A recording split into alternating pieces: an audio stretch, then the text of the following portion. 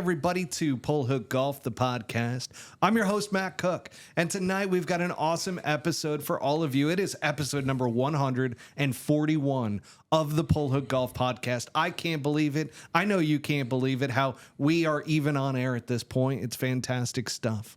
But we got cameras everywhere tonight. We got some perfect lighting. Absolutely perfect. This is me right here, right? That's you right there. That's me right there. Yep. Special boy. And then right we got the center frame right here. Of course, all of you that are on right now and viewing the live, we only got the one camera angle, okay? So don't expect like we're speaking to the other cameras. That is for the full production version that you got to catch Thursday mornings now. Thursday mornings, we've got an awesome video editor that works with us and gets those ready to go. So they will be released first thing Thursday morning. What's his name? Corey. Corey. We'll have to give him a shout out at some point. Yeah, like little shout out. Yeah. Corey's doing a phenomenal job, by the way. Absolutely phenomenal Thus far. job. Don't get fucking fired. Just Corey looks great so far. Absolutely great job so far. We shall see. From Maximilian, he thought that was a beer in my hand. It is not. It is not. It does say Lagunitas. Yeah, so I am still on the water kick, which is fantastic for me. Good for you. The fake booze. Gives a good placebo effect, though. Feel healthier? I do feel healthier. You know, right? I do. Yeah. I mean, I got more energy. It's definitely saving me some money, so that's always a nice thing as well. But on tonight's episode, we've got a brand new segment, everybody. We've got the Tee Off Report. Okay? Oh, that's right. With Buttsy. This is his big moment. Because big moment. Don't build it up like that. This is a big moment for you. I'm putting all the pressure on. And then we've got the pro golf recap where we're going to bring back in our tour insider, Mr. Brent Grant, at that point. So you got me burping now. Jeez. And in that pro golf recap, we got the Korn Ferry Tour Championship, got the Alfred Dunhill Links Championship, Sanderson Farms Championship. Then, of course, we got our special Swannies segment, the Swannies Style segment to be exact, the Black Desert Championship preview, and then we got a little LIV Golf update for everybody as well. So if you're a LIV Golf lover or hater, you're probably going to want to stick around to the very, very end. But right now, I want to give a shout out to Swannies Golf. Folks, utilize our promo code, which is PoleHookGolf25. You can use that at checkout for 25% off your entire order at Swannies.co. Here we go, folks. I'm rocking it tonight. I mean, this is their Stadium Village collection. That's dope. Feel it, because this fabric is so like soft.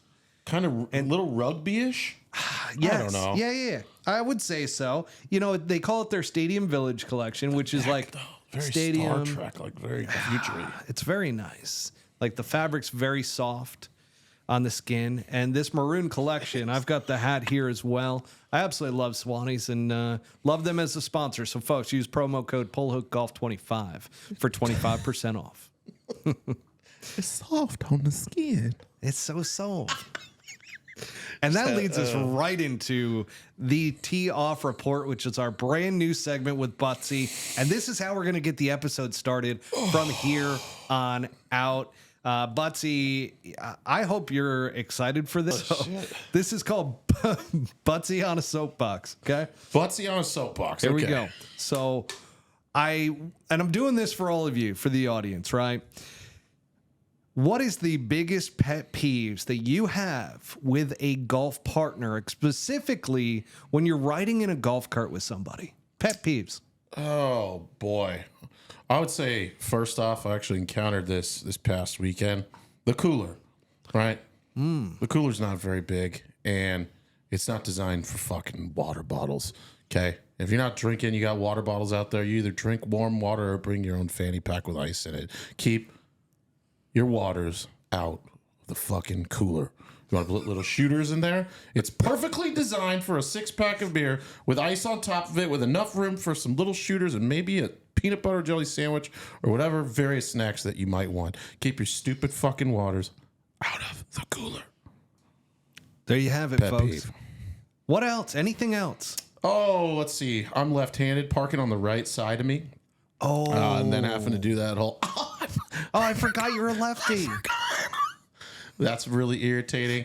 How many times have I done that to you? I think you did it one time. You're I like, think so. Yeah. Yeah. And I'm like, a good player, this will never happen again. No. Like, you were a little ashamed of yourself. I think I apologize. I go, I'm so sorry, man. Excuse me. So sorry.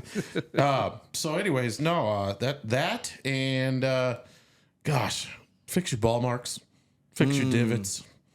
Now, fixing your divots, because there's two types of grass that we get throughout the year here in Arizona. So at one point, you have to fill with sand. The other times, you want to replace the actual divot itself. When do you replace it? I thought you always fill it with sand. No. So Because Bermuda. Yeah. So when I was up at Desert Mountain, you do want, if it's ryegrass, so during the wintertime out here, we overseed. That's why golf courses shut down for a couple of weeks in Arizona. And with the ryegrass, you actually want to replace the divot, okay? Because that can regrow. When it's Bermuda, it just shreds, right? So during the summertime, you want to put the sand down. Got it. Okay. Now, if your divot, for instance, with the ryegrass is, or a similar light grass, right? You want to, if it is intact, you want to replace it, and you want to press it in so that it can regrow, reattach. Can we go back real quick? Yeah. To the Cartner thing. Yeah, we got Just popped in my head because I had this not this past weekend. I've had it before, but playing with somebody that you don't know well and you get paired up with that's pretty rare for me these days. I'm sure for you too, but someone that thinks they have a lot more golf game than they do and insists on bitching or walking around as though like a TV camera's on the whole day. Like I just don't usually hit it right. I can't stand that shit. I can't stand it. I'm at a point in my life to where it's like, man, even if you're going to play bad, have a great time. Yeah. You know, it's not like I really dislike the guys that end up thinking that they're a pro and thinking that they're in a pro golf tournament out there and like every shot matters and they get so angry. And these are the guys that have never probably played in a golf tournament too. No.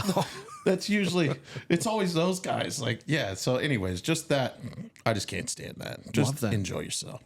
You know, what did you say? Like, you like licked a frog or something and your ego went away? Oh yeah, the Bufo various. Yeah, smoke some Sonoran toad venom, and it's called an ego death. Look it up, folks. Wow. And you basically die, and then you come back. You meet the creator, you come back, and you're really a different person at that point. There's no way you can really get around it. Smoking frogs. Yeah, it lasts for like 15 minutes, but you go to eternity. Yeah, like it's crazy. Sounds fun. Oh, it's a trip. It's definitely not a boat ride. You definitely leave your body. Cool. You're definitely gone. It's tight. Yeah. So fun times. And anything else you want to add? No, I think you nailed it. Smoking toads, finishing it off with that. So sure. Carry on. Sorry. And that's the first ever tee off report with Buttsy. Okay. Yeah. I liked it though. I felt like really stupid and awesome. It was on you. Cool. Yeah. There it is, folks. First segment of the tee off. And now here we go. We're heading right into the pro golf recap. And we're bringing on our guy. If I can figure out how to bring him on here. Hang on one second. So he got that lit dog wiener going? Does he have that dog wiener lit? Oh, yeah! Look who it is. We need intro music for Brent. We really do. Yeah. Danger zone. Danger zone. Highway to the danger zone. Danger How are we doing, boys? Gosh, that's a great question. He's real quiet in my headphones. Oh no! Remember, he was so loud last time. I'm fine with it. I'll just have to listen a little. No, harder. hang on. God forbid. How about now? Go ahead and. How about now? Oh yeah. Oh yeah. It's only in this. As long as it doesn't reverberate into the microphone, we'll be. Butsy's headphones are giving him some problems. Last time. Well, it makes sense that your headphones are giving you problems because last time we were in studio, as soon as we got done, you slammed them on the ground. Might be time for some new headphones there, Buttsy. Sorry. Oops, my bad.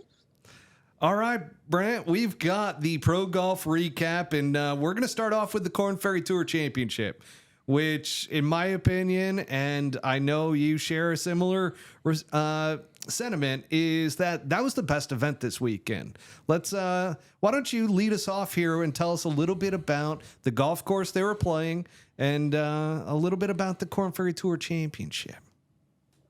Well, thanks again for having me on, boys. Can't wait to You're be welcome. in the studio next week. Yeah, I mean, French Lake Golf Resort, Pete Dye course. I met Mr. Dye at the U.S. Team Championship 10 years ago. Long story short, Mr. Dye said to me in all confidence and honesty, he said they gave me a blank check and I spent it all. Love that. So he moved more dirt for that golf course than he had in any other previous courses, what he said to me. And That's a lot of dirt. With a smirk, Mr. Dye, in his infinite wisdom, looked at me dead square in my soul and said, "Good luck." And the scores from quite possibly the most competitive tour in the world reflected that. I think the winner won at 9 under par, which is only one shot better than the closest number I think this year was at Raleigh, which was 8 under. Kaito Onishi. So this won that place tournament. was set up. You got Raleigh, easy. Yeah. It was easy. It's over 8,000 yards. Which, by the way, So Brent, you and I were talking about it. We love the fact that they actually played a real golf course this week and that you actually had to see the guys compete. And I just think that they are missing the boat with the Korn Ferry Tour by not having them play golf courses like this week in and week out. Yeah, I mean, obviously, French Lick is a pretty special place. But as I'm sure you're aware, Matt, being from New York, there are loads and loads of courses in the Northeast that are quite impressive, just in difficulty, but also in fairness. I mean, they're just really good, solid golf courses. And man, that looked pretty good. But yeah, I mean, it was. I'll tell you right now, Brent. I'll tell you right now. There's a place called Pound Ridge, just on the New York side of Greenwich, Connecticut, that Pete Dye did. I mean, that could be another spot that they take everybody to. That would be a great Korn Ferry spot because there's nothing there, right? There's no real clubhouse. There's nothing really there. It's just a golf course, and it's phenomenal.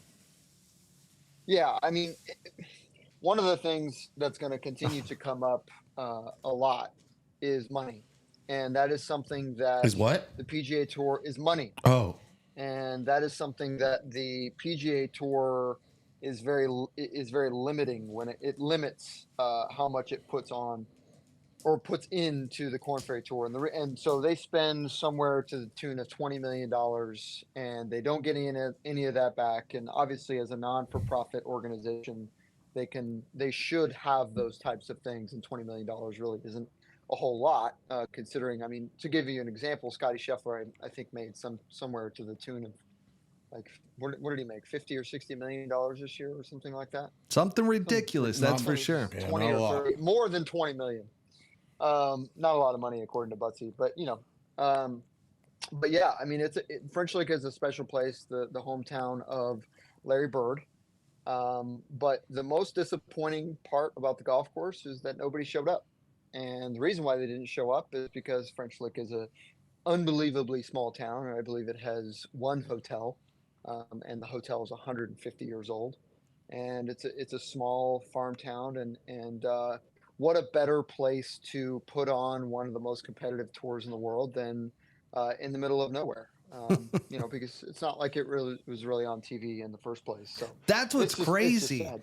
I mean, I was watching it, and all of a sudden, in the middle of the round, I'm tracking a player that I was telling you about, capping, and I'm like, Sapin. Yep. Sapin? Is that how you say it? Sapin? Yep. Is it how you Frank? say it. I made that. CAPIN or Frankie Sapin The with third. a C, but it's Frankie Sapin the third. Frankie Remember that name. It's Sapin gonna the be, third. It's going to be important. So I'm He's watching. good, huh? I'm watching him, and all of a sudden they cut to the Champions Tour.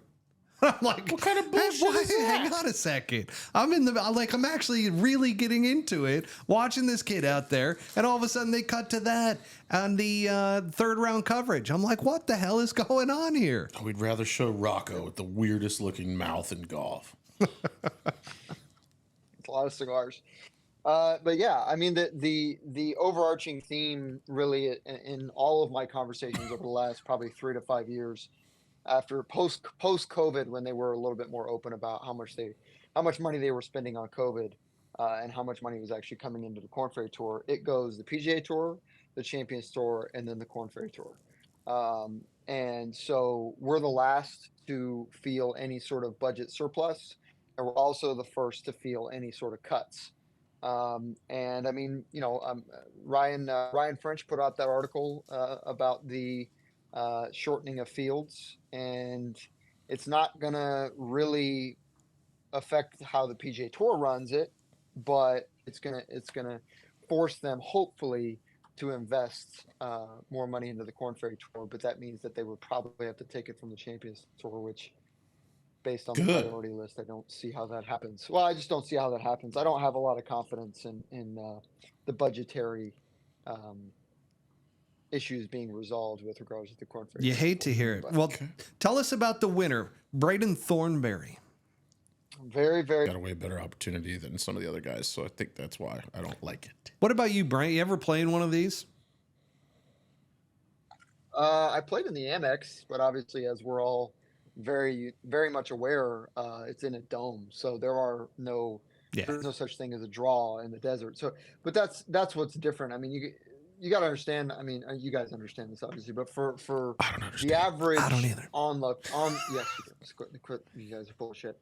For the average onlooker, the Dunhill Links is basically the DP World Tour's Pebble Beach. Okay. So that's why, I mean, it's being played at the Home of Golf in Carnoustie. I don't know where Barnes is in relation to. I'm sure it's got a ton of history, but obviously the final round is played at St. Andrews, which is, a religious experience from what I understand. But, but I mean, it's okay. So here you go. You got Trot Golf coming in with the hot news here. He developed a pipe design for motorists in 1904.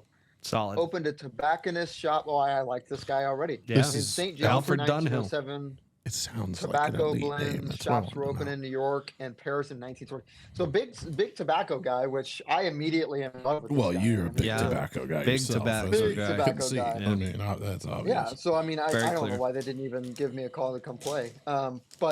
But anyways, so I mean, that's Quiet why snack. Jay and Yasir were there, and I mean, it's a big time for all the sponsors to come in and to have their time with the players. And it just so happens that the players can win 1.5 million pounds or whatever it is.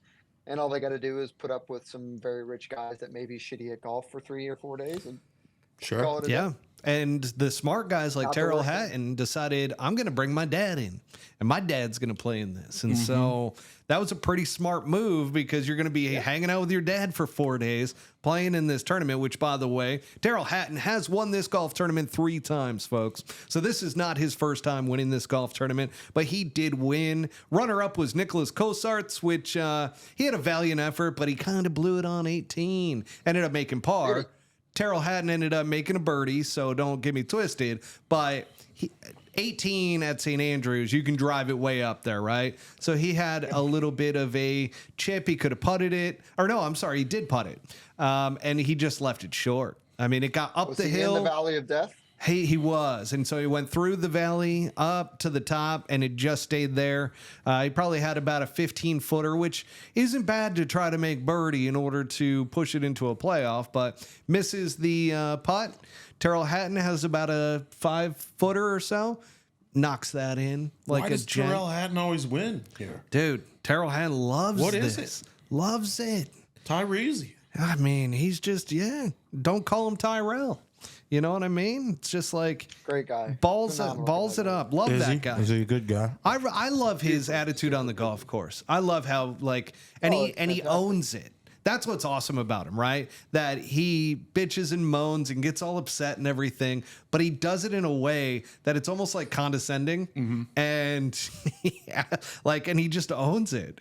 He's like, he says that it helps him in majors because he's so used to being upset and pissed off all the time that your normal players that don't get all angry and everything on the golf course during normal tournaments, all of a sudden when they get to a major, they start getting pissed off and everything because of how difficult it is. And he goes, "That's just me all the time." He just plays that way. He's just like, that's completely normal. So it works for him.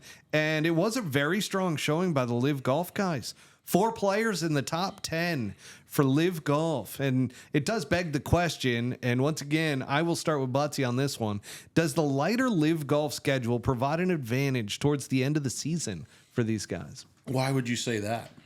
Because it's a lighter schedule, they're more rested, and I see what you mean. So they're not worn out by the time. Yeah, they got a little more. It's a long season for a lot of the guys that play all the way through. I mean, that kind of goes both ways, right? You could say they're more well rested, but they're also not as sharp from week to week because they're not out there doing it, as often as those guys are. But they did just have their championships, right? So they're sharpened up from that individual championship and then the team championship. Yeah. So that maybe it is a little bit of an advantage. Yeah. You could probably say that for sure. Okay.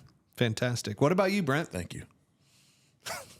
I mean, you got to think, right? Most of the top level LIV guys have been playing on the DP World since the team championship in Dallas, right? So some of them played in BMW, I believe. Some of them played in Spain. So I mean, they've been playing enough. I think, and this goes back to what we were talking about last week with Senior Ram. The majors and whatnot are going to specifically fit certain players, right? There's certain players for each one of the majors. And because it's normally at the same type of golf course, but I would say towards the end of the season, I think it's just the fact that they're more rested, and when they do get the opportunity to play a couple of weeks in a row and really kind of peak, I mean, the numbers seem to fit that. I think the difficult part about it is it's just towards the end of I guess you said the end of the season, right? Yeah, I agree. Yeah, I think it does. They're a little bit more fit. I don't know where I was going with that. So I'm in full agreement. I think the lighter schedule certainly helps them towards the end of the year. And like you just mentioned, they're playing some events on DP World Tour. They had their 2 big events for LIV Golf. I definitely think that helps because they're sharp and they're well rested. So needless to say, I asked that question on X, and it was just about 50-50. But it was 52% said yes, that the lighter schedule helps the LIV Golf guys perform better at the end of the year. As we know about polls, right, they're always 100% accurate. Absolutely. Always. Yeah. Yes. Especially the guys on the couch like me that just sit there and watch the game on TV, Absolutely. Yeah. So big polls. I didn't watch a single shot of golf this week. Oh, that's fantastic work there. I'm so happy. I think I was just worn out by the President's Cup, and I realized once again why I don't watch golf. Yeah. And then when I watched really, really good buddies of mine play at a beautiful golf course and not get half of the coverage that a college match play championship gets, I've lost all hope in the coverage aspect of golf. Well, talking about that, let's get into the Sanderson Farms Championship that had all the coverage in the world on the Golf Channel. The Country Club of Jackson in Jackson, Mississippi, and the winner is an ASU guy, Kevin Yu. Oh yeah, that is his first win on tour, and I'm actually going to start. A round of applause. Yeah, I'm going to start with you on this one, Brent. Can he be a breakout player on the PGA Tour after this win? He absolutely can. And if you go back, so I've known Kevin for years. We actually had the same trainer for a few years. Okay. Just like me and Wyndham. He actually, I mean, only difference is Kevin and I, we're basically peers. But it's fine. Is he a pretty strong guy? So he's fairly strong, but actually he tore his ACL. How much does he bench? I have no idea. he doesn't really have. He's kind of a trunk kind of guy, right? Yeah, Okay. He's like kind of low Squats. low Yeah. Big squat squats. guy. He's definitely a big squat guy. So much of a big squat guy that our trainer at the time, and I no longer work with this individual, although I like him as a person, I disagree with his training. He tore his ACL doing a plyometric test, and we'll talk at some point. Can you do about a how I feel about backflip? TPI. I cannot do a backflip. Me neither. I Never, can. I do never this. have been able to. I can do one. I do this. Yeah? Yeah. You do it in the pool? Yeah. Is that where you do it? Yeah. Okay. Yeah, me too. But yeah, so he tore his ACL, I think a year or two ago, while he was on the PGA Tour, and was playing out of the medical exemption category. And he's a phenomenal player, has worked very hard to get to where he's gotten. And yes, absolutely, he will be a breakout player. Absolutely, without a doubt. Fantastic. What about you, Buttsy? You like yourself some Kevin Yu? I do. I really wanted, You. who was right there? God, I was literally, you wouldn't believe this. I was on the treadmill watching this. Keith, no. Bo, the hoss, the coffee drinking. Bo. Yeah. Mm-hmm. Good old Bo. I watched this wedge that he hit, and it looked so good. And it like, if it flies the fringe by like another inch, I think he damn near makes it, and ended up kicking back, and he chipped that by like 10 feet. Ended up walking out with a bogey, but I would have really, like, has he won yet? Who? Bo Hustler? Yeah, he's won, right? No, has he? I think he has. How well do you know Bo? Has he not? Well enough. Yeah. He's a California kid. Yeah, loves coffee. Big coffee guy. Kind of like Phil. We were talking about Phil and his coffee obsession last week. Yeah, Bo's incredible. I don't know if you remember, he almost won the U.S. Open when he was 15. Yeah, great player. But he ends up losing in a playoff, loses it with a par. Kevin Yu makes that birdie. Which is awesome. And then we got Keith Mitchell. And we'll get to Keith Mitchell here in a few seconds. But Keith Mitchell, 3 putts, the final hole, after having a putt to win the tournament from like 20 feet. Ooh. And it's just, Easy to do on that green. It is easy to do. And on the green, yeah. as soon as he blew it by, like 3, I think it was like 3 feet, 10 inches or something like that. So basically a 4-footer. You feel like you knew? It's one of those moments to where I'm just like, fuck, he's gonna miss this. Like Rory. Yeah. I mean, it was just like, you could see the demeanor on him. He was so locked into the birdie putt. And then he it felt like he just kind of rushed that par putt. And he lost focus. And it's very easy to do when you had that putt in order to win. And now you're like, massive. Yeah. The balloon has no air in it. I've been there. I've done that. Exactly. Yeah. We all have. I mean, the 18th hole at Sanderson. I mean, it's a weird one. There's it's a kind of a short-ish par 4. But yeah, what are you hitting in there? What are you hitting into that green? I think it's a gap to pitching wedge to gap to 9-iron, depending on the wind and how firm the fairways are. But him having 20 feet means he probably didn't hit it where he wanted to, or he was coming from the rough. Again, I didn't watch it because I don't watch golf. But hell no.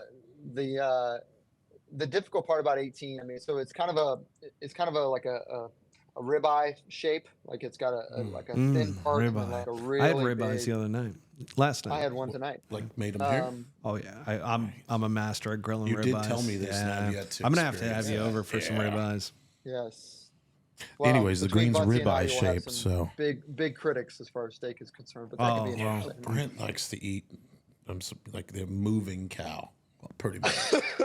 And claim that he cooked it. I've seen this a couple times. It's good for you. Should have seen what I had tonight. It was good. Yeah.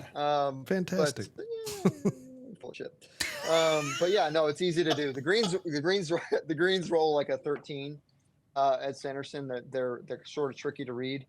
But Keith, it's really surprising coming from him. He's actually not. He's a good putter.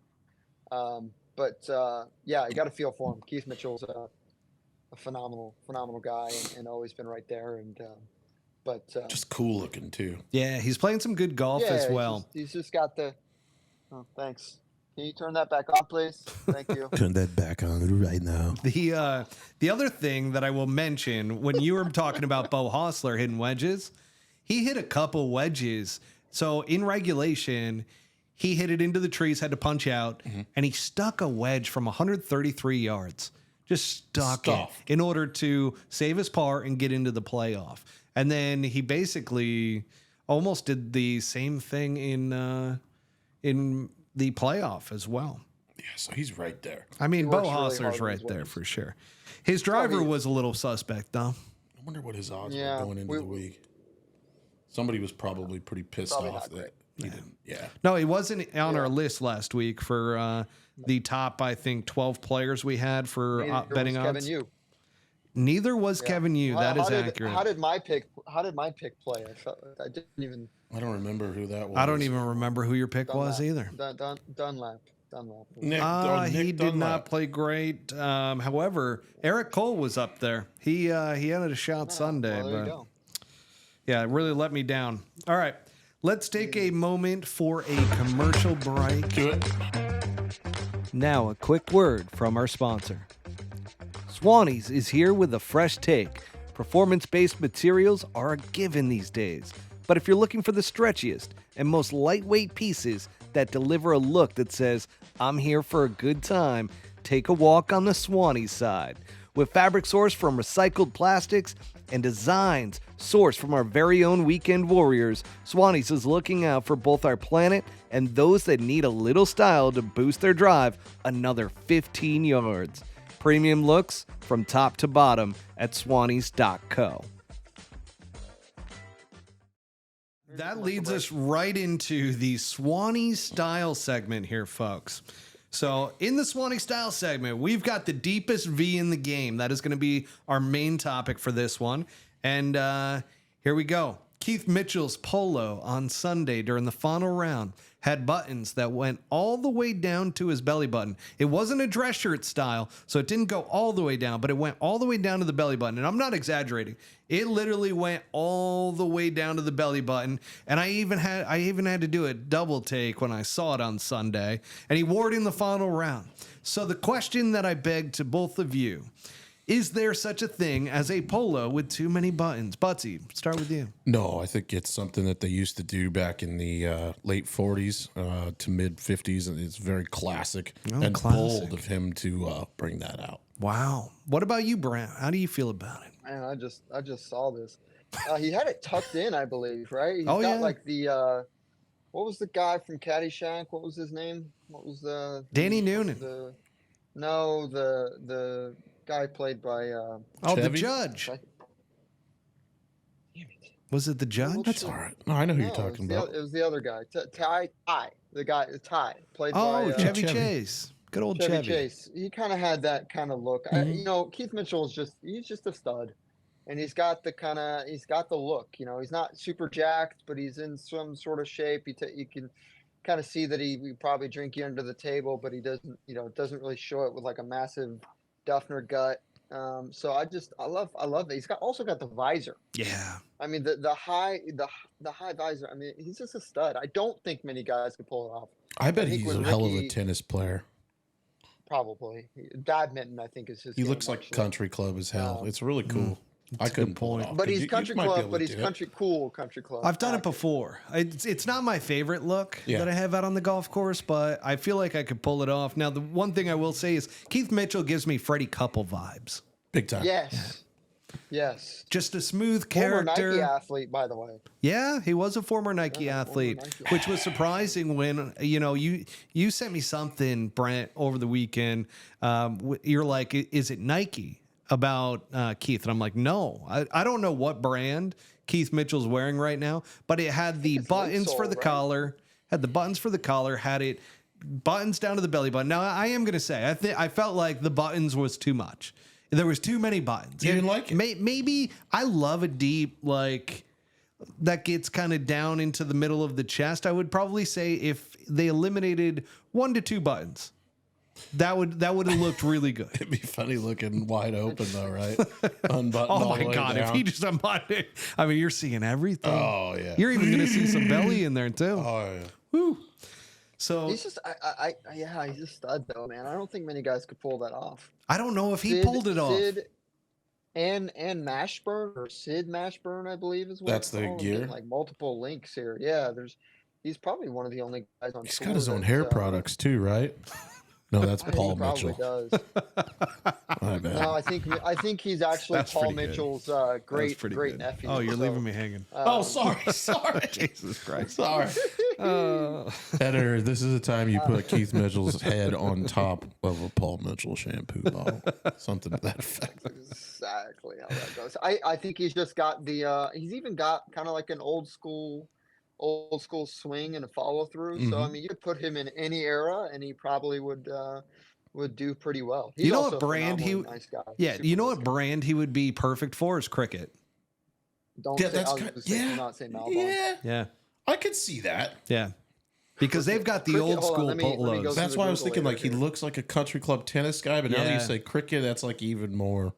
That's spot on. Yeah. Yeah. All right. Moving into the next side of this Swannies Style segment. I mean, we kind of answered. Is this a trendy style that he was doing? I feel like it isn't. No. I don't know. It's just classical. Nope. Is the Nope. world ready Nope. for that old? It's not going to catch on. It's not going to catch on. I mean, you have. I don't know, man. name, I like, got the top buttons to name my the belly top button golf right brands. now.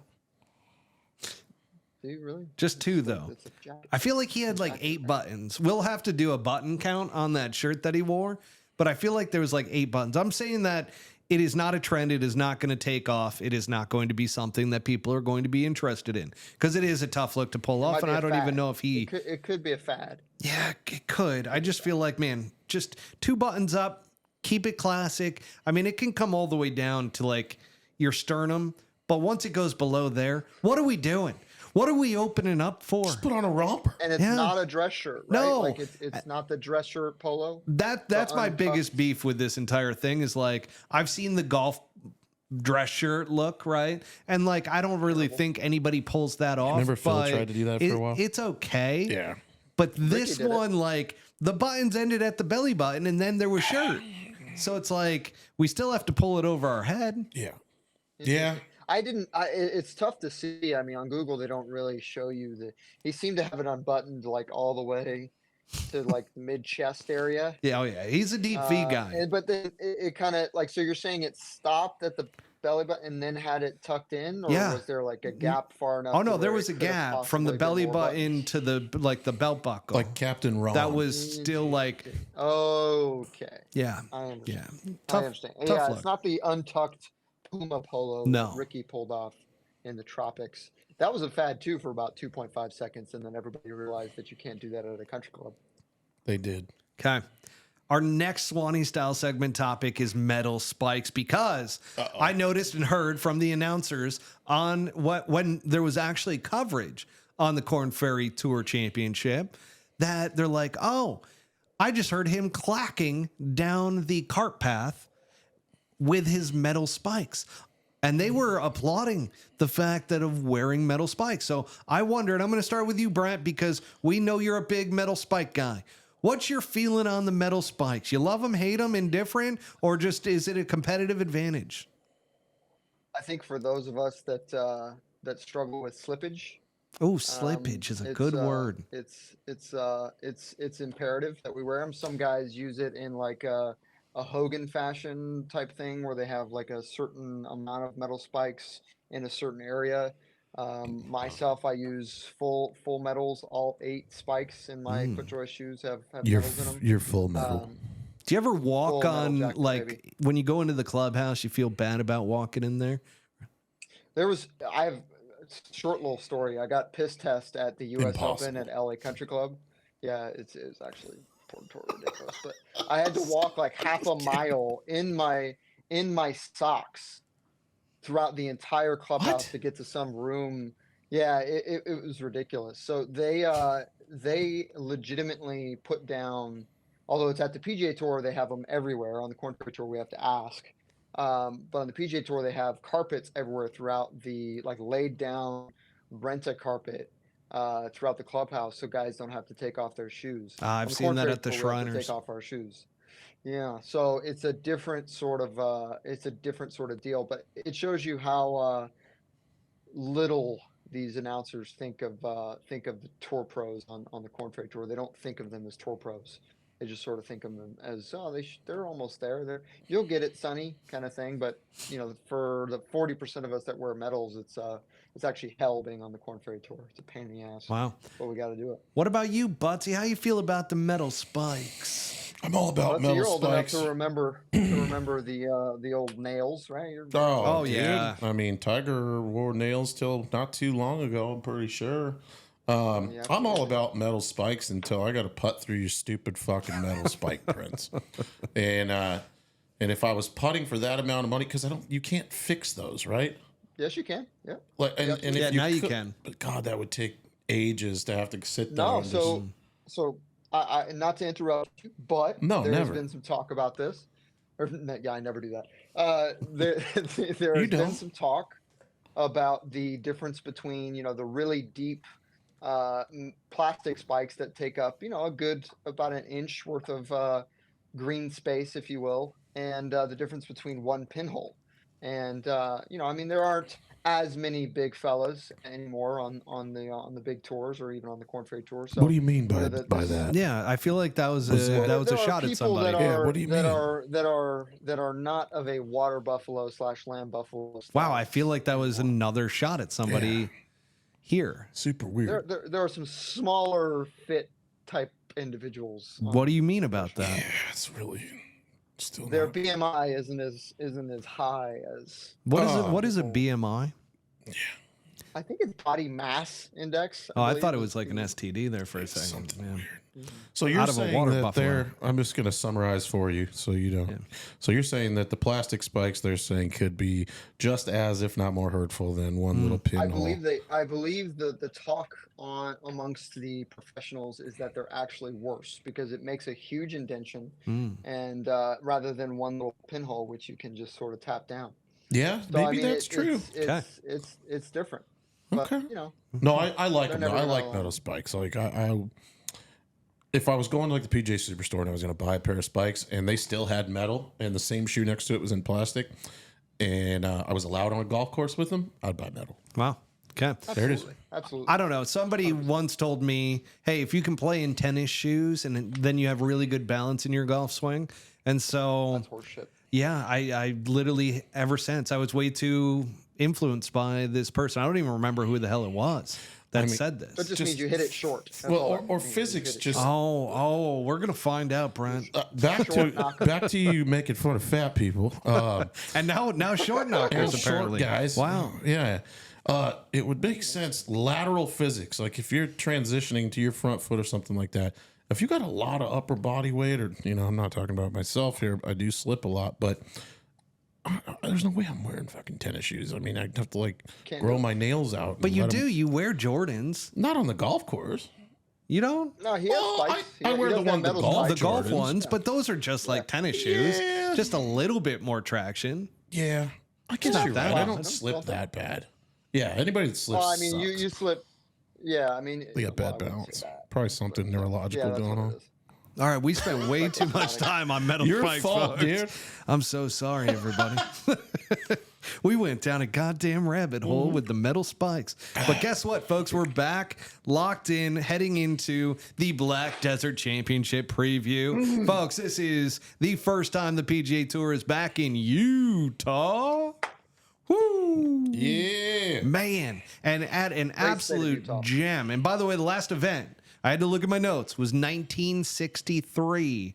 Last event played in Utah. And this is at an absolute gem of a golf course. The Brigham Young Championship. The BYU, a good old Soakers Fest. Now, the Black Desert Resort is a fantastic golf track, folks. It opened up in 2023 by none other than legendary golf designer Tom Weiskopf, who unfortunately Pronounce it correctly. It's Weiskopf. Weiskopf. There is an F at the end. You are absolutely right. You got is that German? You think? Kopf. Dutch. It's Dutch. Dutch? Oh, well, that's sure? completely different. It's a par 71. We got yardage at 73.71, which at elevation, it seems a little short, right? Yeah. It's very short. So that's going to be an interesting slugfest out there. But there's a lot of black lava rocks out there, which it just looked fucking cool, if you ask me. Do they have to be black? Yeah. Are you sure they're black? Oh, they're black lava rocks. Yeah. What kind of lava do you think? What that kind of color do you think lava rocks are there, champ? Red? Obsidian. They're obsidian. That would be volcanic Wow, glass. I think I mean, he might actually be. There's not a honest. lot of Yeah, volcanic glass there, but there is a lot of black lava. A lot of black lava stones. Do you ever think that there was a volcano there in Utah, you think? Yeah, I think they ever had a volcano, any type of volcanic. You're kind of zerping over there. What's going on? We got a bad feed? No, I'm just laughing. I'm trying to control my outbursts here. It's all right. It's fair. It's fair. Is that an actual question? I'm sorry. I missed No, that. it definitely was not. Just the fact that, folks, this is going to be an awesome golf tournament. I highly recommend everybody watch it. So They just finished the hotel, I think, just in time for the tournament. love that JIT just in time. Yeah. What's the hotel? I want to go there. Me too. Yeah. How far Yeah, is I it? wanna do a golf trip. There's a few spots. Sand Hollow is another great spot in Utah. There's plenty of spots in kind of out in the middle of nowhere in Utah that are just these great, beautiful resorts. And they put, to me, most of the Arizona courses to shame. That's just my opinion. Okay. So, with that said, we've got and we went over this last week, the Aon Next 10. Now, what this is, folks, once again, is the fall season. There's 10 spots for guys to play their way into the Signature Series events next year. Kevin Yu breaks in to this list with the win last week. He is now number 60. He bumped Minwoo Lee. Ooh. Which some people might say sounds like a Diddy Freak Fest, but it is not. Okay, we're talking about golf here. Jake Knapp is 59. That's your nap time Love guy. Yeah, Jake you Knapp. love it, Jake Knapp. 58 right now is Nick Taylor. 57 is Harris English. 56 is Justin Rose. 55 is Maverick McNeely. Then we've got Patrick Rogers. Good old Seaman Power. Seamus Power. We've got Tom Kim. And we got Mackenzie Hughes at 51st. So those are your Aon Next 10 players right now. Great stuff. Great stuff there. So, You all right there, yeah, Brent? you okay? I'm recalling last podcast and the 3.5 hour Seaman Power? session we had there. Oh, yeah. just That was great Irish Navy legend. spicy. Good old Seamus. Yeah. Yeah, gotta love a good Big Seamus. man. So here's our field analysis and betting odds, folks. We got Keith Mitchell at plus 1,600. He is leading the way, by the way, with the odds makers. They love his game right now. Then you got Kurt Kitayama at plus 2,500. We got Bo Hostler and good old Seaman Power at plus 2,800. Chris Kirk at plus 3,000. Patrick Rogers, Ben Griffin, Eric Van Rooyen at plus 3,300. And Roy. JJ Spawn, Patrick Fishburne, Chan Kim, Harry Hall, Steven Jägermeister, and Ryan Fox at plus 3,500. Then we've got Lucas Glover, Michael Thorbjornsson, and Andrew. Wow, see, this is why we got the Tour Insider here. He knows the pronunciations of these names. Say it one more time. Michael Thorbjornsson. Thorbjorn? Bjornsson. Torb. Bjornsson. You walk up to him just like, sup, Torbs? Bjornsson. Oh, I got it. There it is. And then Andrew Novak at plus 4,000. So we're just going to go over our picks. These are not betting picks, folks. I'm putting out the caveat that it is, or the statement, these are not gambling picks from us so that Brent can participate. Oh, yeah. So who do you like this week there, Buttsy? Why don't you start us off? I like a JJ Spawn. I knew you were going to go JJ Spawn. JJ Spawn.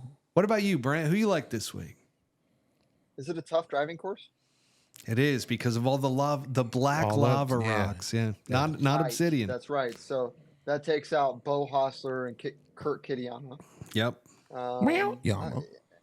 Yeah, I mean the struggle here is that nobody's played this golf course before, Nobody. right? First time. So there's a couple of guys in the field that I believe are actually from Utah. Patrick Fishburne being Ball one go of those farther there? guys. Oh yeah. It does. Elevation. Much further. Yeah. I think it's like 45 or something like that. Yeah, they got about pretty high, 2,000 on us. Yeah. Yeah, it goes like- I'll go far. Be like Shep. Yes, Yeah. actually, almost exactly like that. Only just a completely different scenery. Again, none of the black volcanic Yeah. rocks. Yeah. Obsidian, but it's fine. I mean, from this list, it's kind of tough. I mean, Ryan Fox, Keith Mitchell, Chris Kirk drives it okay. Lucas Glover. Well, you don't have to might be pick there. from the gambling you can odds. pick whoever's you can in the pick field. whoever's in the field. I mean, just to go about your conversation real fast. Okay, I'll tell you what. I will go with my pick here. I'm loving myself some Lucas Glover this week. I don't know why. I just love me some Lucas Glover this week. He had the putter going. I just feel like, hey, if he can put and Lucas Glover to me, if he can just put it in play, he's going to do pretty damn well. He's a good player. Yeah. Yeah. Is And that now just coming from the universe, Hatcher? Like, Yeah, just It's Lucas speaking to you? Glover. It is. Who did you? Lucas Glover. Yeah. Okay. All right. in the Doesn't JJ usually Spawn. play well in the Southwest, but that's fine.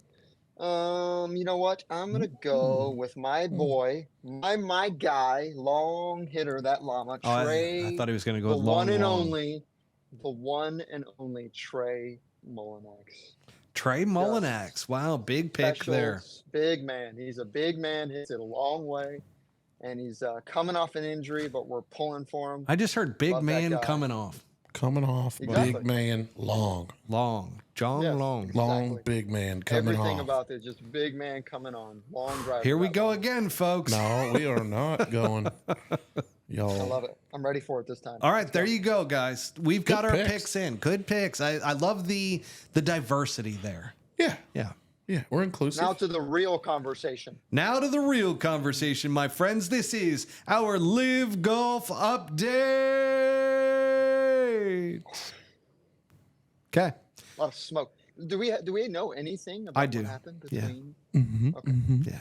Yeah. So I'm going to start off, though, with kind of what has already been teed up for us by good old Rory McIlroy, which Rory says, I think by year's end, whether the public investment fund will invest in the PGA Tour enterprises, that doesn't solve the problem, okay, of where we find ourselves in golf, the schedule, and everything. Interesting that he talked about the schedule, right?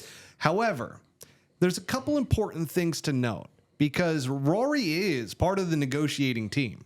So that was his role that he got added back to, that he gets to negotiate in those meetings with PIF. And so he knows more than what he's leading on to. And he did say that he predicts that all the tours are going to remain separate for the next couple of years, or in how he put it, the foreseeable future. So there you have it. We're not going to see LIV Golf We're not merged. blending. Yeah. LIV Golf isn't going anywhere. It's going to be around for a couple more years as long as PIF decides, hey, we're going to keep pumping money into it. It's going to be interesting to see how it all plays out. But Rory did also mention that he looks forward to hopefully seeing more events to where guys are able to play wherever they want to play. They're going to start finally working in concert with each other like, they should have been the whole time. Well, DP World Tour is, right? DP World Tour now is basically the pathway for LIV Golf guys to be able to play. Yeah. And I think that's fair to say that, that relationship with the PGA Tour and majors. everything, that allows, that gets away from the conversation about the official World Golf Rankings. Those guys can gain those points now on the DP World Tour. They can play in as many events as they need to in order to gain enough points. So that kind of mutes out that side of it. The other part to this is that there was a hug heard around the world between Jay Monahan and Yasir Al-Ramayan. Now, was that on your bingo card, Buttsy? Say that one more time. I'm sorry. I had a pretty alarming text there telling me that I got some pretty bomb-ass food sitting at home. Oh, okay. Go on. I was hoping everybody was okay. Yeah, no, sorry. Say that again. So there was a hug heard around the world between Jay Monahan and Yasir Al-Ramayan. They actually touched each other? They hugged at the end of their playing together. That's cute. Yeah. I don't know. I feel like that probably gave Jay a little tingle in his nethers. That's something that's been I think built he up was for a told. while. I think he said, "Oh, Yasir said, you give me a hug. Come here." You will hug me you now. don't, yeah. You That's think what he he got commanded? I think Jay was motion. You come here. They were I will hug smiling. you. It looked like they liked it. I'm sure. How can we not just pull this up right here, right I now? know. God. And I bet it happened on TV, right? Is that right? It did. So, would it have happened if there were no cameras around? Just like the bear shitting in the woods. Does it smell? We don't know. Does Yasir smell? Probably smells like sandalwood and Bugatti Chiron. I do wonder, is it oils that he's putting on for deodorant? We don't know. We don't know these things, you know? We're not that close. However, I can imagine. What cologne do you think Jay wears? Jay's golf Polo. Polo Sport. No. Cheapest and the Polo cheapest Sport. and the cheapest. Well, he gets it at Marshall's, okay? Nothing, and I love Marshall's. I'm just going to say, Aqua I Velva. love Marshall's. All right. So there's nothing wrong with shopping there, folks. But Marshall? Absolutely not. Sorry, we're getting off track. Go ahead. I'm gonna say this right now. Jay Monahan surprised me this weekend. It wasn't the hug heard around the world. It wasn't how happy they looked as they were chatting around the golf course together. It was actually his golf game. No, his golf swing was actually a lot better than I thought it was. Like, he actually has a decent freaking move at the golf ball. Oh, that's nice. Jay or young Yasizi? No, Jay. Oh, okay. Yeah. Oh my god. And Jay's got a little bit of that Tom Watson, like that the front leg doesn't exactly post, so it kind of bends with it. Okay. It's interesting, but he's got a good move at it. It was very gentleman. surprising. Now, Wait, so are we saying that the hug was more captivating than the fact that these two titans of industry were playing golf together and showing solidarity? That I think that was the point, right? I mean, it's so very important that we show unity in golf. You know, we're just. Oh wait, hold on. Never mind. I'm sorry. I went off on a sarcastic rant. Are you insinuating that they somehow did this as some sort of a marketing ploy? How dare you? Oh man. How dare you? I can't even believe you'd think that. How dare you say that? I can't believe it either. I can't believe it's not butter. Butter. I mean, I can. Do you have any gray Baby poupon? oil. Great poupon. Never had it. Remember that? I do. I'm more of a margarine guy. Oh, margarine. That'll get you going. Yeah. That'll clog up the pipes real quick. Sure Yeah. will. Oh yeah, baby. Come on. Any other comments you guys want to make about? I mean, I'm going to kind of leave it at that. Which nothing came out of it, right? We didn't hear anything other than Rory's comments around the entire thing. I've talked to some sources as well that are privy to some of the things that went on in that meeting between the three leaders, the three amigos, with the one guy with the pinky dick, as we mentioned, good old DP World Tour CEO, poor guy. I mean, just has no say whatsoever in that room. A little bigger than that guy. Just literally just holding his ear up to the door, like, "Hey guys, can I just listen in?" Yeah, it's like, sure. Why Thanks not? for having me. Yeah. Super nice man. But I agree with some of the things that Rory said, by the way, and I'll let you chime in here in a second, Brent. Is that really, I just don't see anything changing this year from what I've been told. Well, yeah, I mean, I think we can all go on probably a whole separate podcast on and might even write a book at the end of all this. But yeah, I mean, you think about what just got announced by the PGA Tour with regards to the schedule change.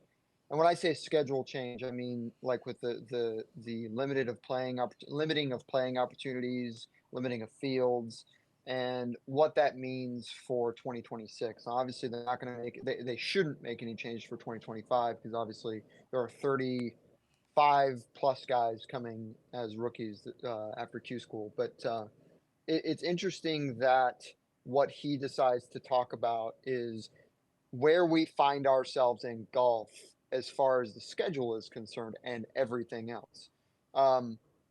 LIV Tour has been around for how many? 3 years? 3 years. 4 years now? Yeah. 3 years.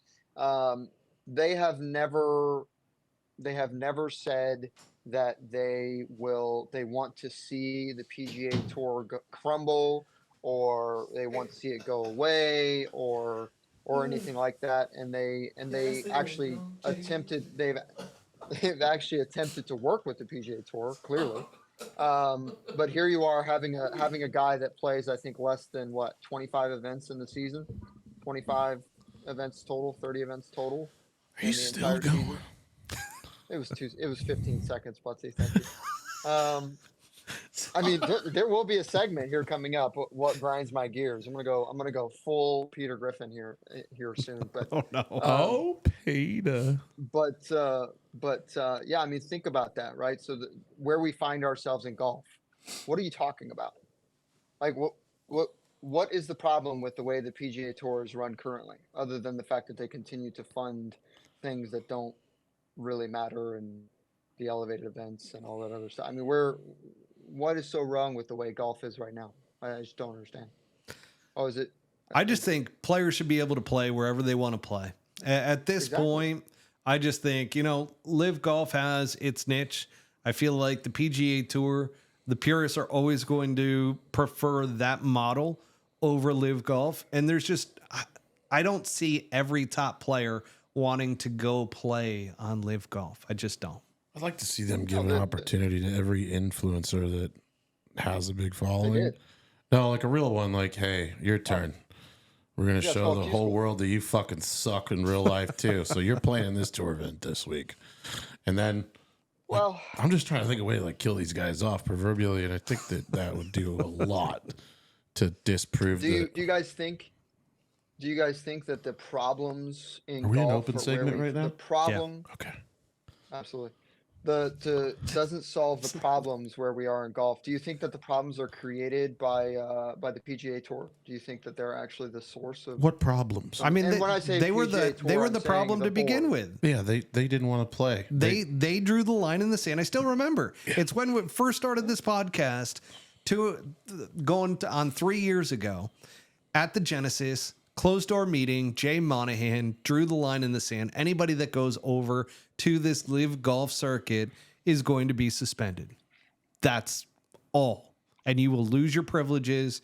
You will not be eligible for the retirement, anything along those lines.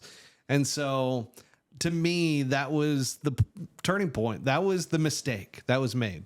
I think if they just let LIV Golf do its thing, that it might not have even survived in the very beginning. Remember there was, what was it? The Premier Tour Championship or whatever it was that was before LIV. That was like they were sending letters out to guys trying to entice them. And then LIV came after that. Mm. Like this has been going on for a while before LIV started. Well, yeah. I mean, Norman started with the World Golf Championships. This happened in like 96, didn't it? Like he tried to make this happen. Yeah. No traction. A world tour. I mean, the only thing that Norman has ever really asked is that PGA Tour players do what they're talking about, and the tour does what it says, which is be a worldwide game. And it hasn't happened. I mean, there's an entire 3 continents that don't see really anything from the PGA Tour. I mean, it's a sad state that we find ourselves in. But what's funny is that the people that cause the problems are ones that are trying to fix them, even though they continue to cause the problems. It's an odd thing that they're trying. It reminds me of some other organization that doesn't really quite come to. But we can talk about. Would you turn down a Masters invite? Oh, let's put that up here. Let's see. Because I did. Me? You turned it down. Masters invite? Yeah. Did you hear the breaking news this morning? Got a call yesterday. Fred Ridley, been watching you for years. We like your moves, what you've been doing on Instagram. Had some guys follow you. PI, like just kind of staking me out. And they've seen the plays and the things that I do in my life. So I got an invite to play in the Masters, and not like as a joke. Like you're actually in the event. You don't have to win a PGA Tour event. We're going to circumvent that. You get Butler Cabin all to yourself, closing it down. Because you are, because you're Buttsy. And I thought about it, and I said, no. I'm not going to do that. What were your top 3 reasons? Because it looks like a really hard golf course, and it doesn't. And there's a lot of people out there, and they have expectations. And I'm not here to suit your left to right. It doesn't suit maybe your number left to right. the first hole. What's this podcast called? Pull The hook. podcast is Yeah. called Pull Hook. Yeah, but I'm a left. Yeah. So for those of us, but you hit it to the right. Problem. Long story short, A lefty that can cut the ball, though. Yeah. Huge advantage out there at Augusta National. Yeah, I know a guy that did that. What's his name? Bubba Watson and Phil Fig Jam? Nicholson. Fig Jam. but Fig back Jam, to I me. believe. Fig Jam. Back to me here. So I turned it down. He's good. Just asking. I turned it down. So, anyways, I wanted to know your take. If you were given the opportunity, would you have the same reaction as me, or would you go play? And I haven't let the world know that I turned it down. I think people are expecting I should take that I think they know opportunity. now. I think they know now. You just made the major The announcement. entire world knows now. Yeah. Not easy. Took me a few minutes to think about it, and so That's fair. Yeah. That's Hey, fair. it's okay. I'm proud of myself. I'm dude. proud of you. Yeah. You did very well. I called my mom. Were there any moral reasons that you felt that? I mean, I feel like there's a moral. No, I don't really have many of those. So yeah. Yeah. Diet Coke and Diet Pepsi. Yeah, you probably don't really have it. Yeah. Anyways, Yeah. Would you take it? Would you go? Me or Matt? You think you could handle that? You don't get to practice could. either. You just got to go Now tee on the it. tee at Augusta National. Like tomorrow. Motherfucking. I would do it because You would do of it. the experience. You think you could peg it That's on? what You it's think about. you could get the ball on the tee on the first hole? Probably not. Yeah, I'd be shaking like a fish. Now the number 1 tee, Michael J. Fox. Yeah.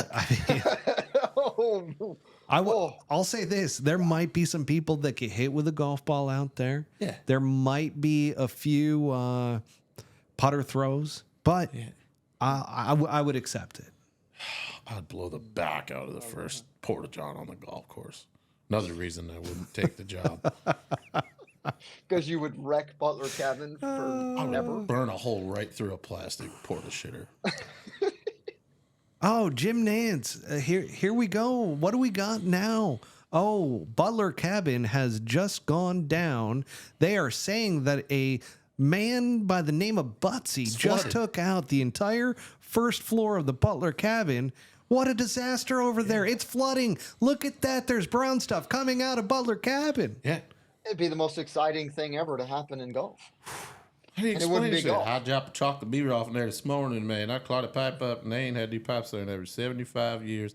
And I told him, man, I eat a lot of meat and a lot of food in general, and I just dropped this little chocolate beaver out. This stuff, the pipes clear up. That's why I bring a raft with me, and I was able to inflate the raft and roll myself out to the practice area to get ready for my day. There you go. There you have it. Full analysis. Yeah.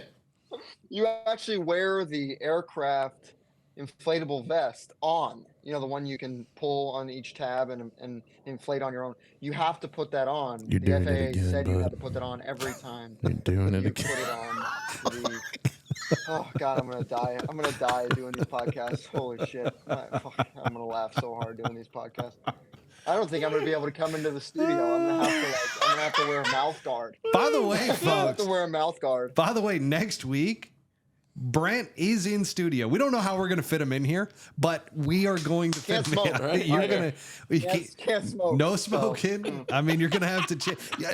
But what I do want to see though is you fake smoking in here with the cigar. Just don't light it. Well, you'll be fine. I'll be that guy that buys really cheap cigars and just chews on them. Yeah, that'd be perfect. in They here. make like cigar flavored vapes and stuff. I could look into it for you. Wow. We don't need it. Matt allows vaping in here. Yeah.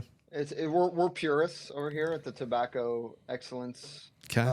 Whatever, just like Alfred Dunhill, big time tobacco purist. Yeah. What were we talking about? He's a Butsy's tobacconist. Turning A down. lot of things. No, we're Tobacco. past that. Yeah, I think Yeah, we're way you past the said you'd Masters do it. invite. I You'd would do it. You declined it. I did decline. And Brent, we I don't know don't what to know say what about it. Yeah. Yeah. Anything we would say at this point would probably be insulting. Yeah. So we're just not going Well, to say it. I think it's more fun to just let it rip. So just Let it go ahead and rip. keep it going. Wow. Very good. Yeah, very good. We also, next week, folks, with Brent in studio, we have a major announcement that we will be announcing next week. So make sure to tune in to our episode next week, because this major announcement you do not want to miss, folks. So just know that. We don't know what it is. Nobody knows what it is. We don't even know what it is, but it is going to be a breaking news, big major announcement. Okay. That being said, we're gonna wrap this up. Did you tell me what that might be? I'm really I don't think anybody knows. I don't even know. So confused. We're just gonna figure out some type of big breaking news announcement. Okay. Yeah. By Saturday, we should know. Folks, we all know what we're talking about. So it is what it is. So that being said, we do want to thank our sponsors, Swannies Golf. Folks, I am rocking the Stadium Village collection over here. It is nice. Get the polo. Go give him a little Keith Mitchell there. Show him the polo. Just a little. Yeah. Okay. Burning up over there in the sweater vest. No, it's nice and chilly in here. I'm telling you feels good right in now, here it right is now. fantastic over here. It's not. It's a pleasant 73 degrees in the studio With a breeze. with a breeze. We got a nice little breeze in here. I can't wait. But folks, use Pole Hook Golf 25 at checkout for 25% off your entire order at swannies.co. Until next week, folks. Same bat time, same bat channel. A-Town, down, folks. Peace out.